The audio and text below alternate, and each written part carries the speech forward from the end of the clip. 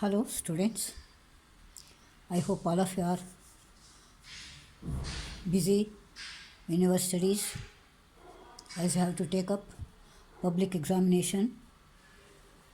Just now we completed ACA 1 and I have sent the PDF giving you the correct answer, and you are expected to write the answers thrice so that you can retain in your mind the correct answers. Now I will proceed with the next unit of Dr. B.R. Ambedkar.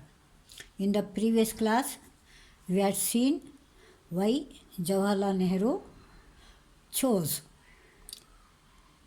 Dr. Ambedkar, the first law minister of independent India. All of you know that because of his vision of law, legislation, and social justice, and also the campaign that he held against social injustice. These are the points you have to bear in your mind because this is an important question also. So remember, children, to learn that properly. Now we will move on to the 8th paragraph. I hope all of you have kept open your textbook. If not, open it, page number 71. And here we see in the 8th paragraph how these people, that is scheduled caste and scheduled tribe, how they have come up in their lives because they are allowed to self-expression or self-advancement. All these years, all the centuries, they were not given any opportunity. Now the equal opportunity has been given to them. Because of that, they could express their ideas very easily and progress. Advancement means progress in their lives. Now look at that. They are enrolling themselves in institutes, higher learning and entering public services. Everywhere you see them. And they have occupied high offices of state and also the center. Both at the center and the state, they have become judges, they have become ambassadors, they have become governors. Especially Venkatramana, who has written this lesson, he himself a SC, and he has become the president also. So like that, they have come up very well in their lives.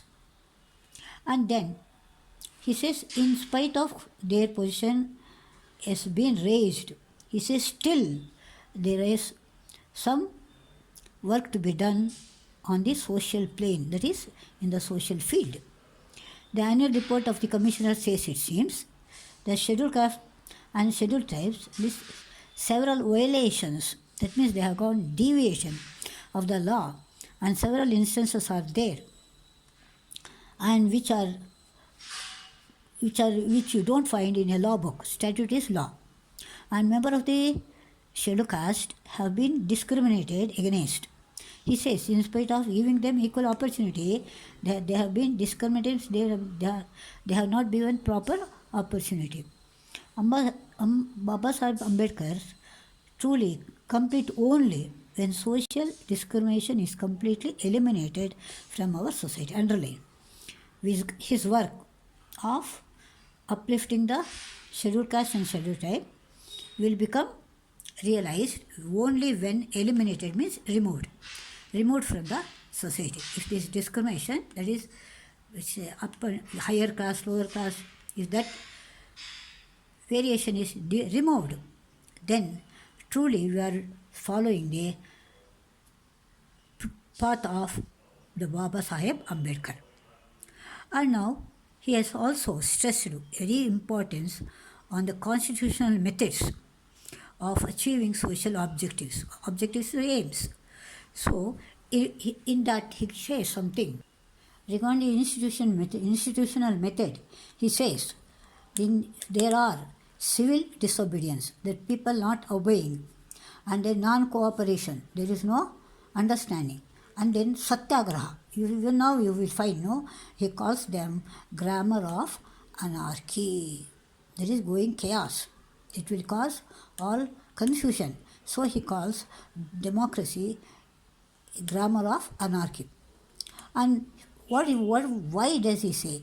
What is his observation regarding it? Look at that.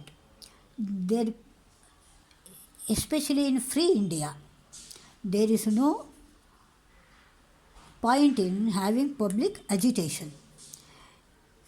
It is one thing utilized to struggle against the alien power. Alien power is foreign power, that is British rule. And against them, it's okay. Public agitation against the foreign rule is okay. But in free India, if you do it, it's of no use.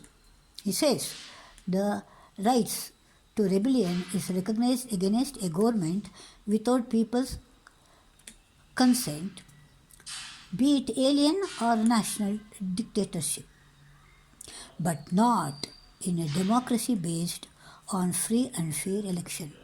Suppose we have a government which have the dictatorship, means having command by commander, only one person will rule everything.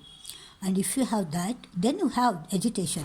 But in free and fair elected people, if you have this agitation, it's of no use. He says, misdirected and volatile, such agitations invariably result in loss of lives and public property. So that is his conclusion. If it is misdirected and volatile, that means no one will supporting it, then it's of no use.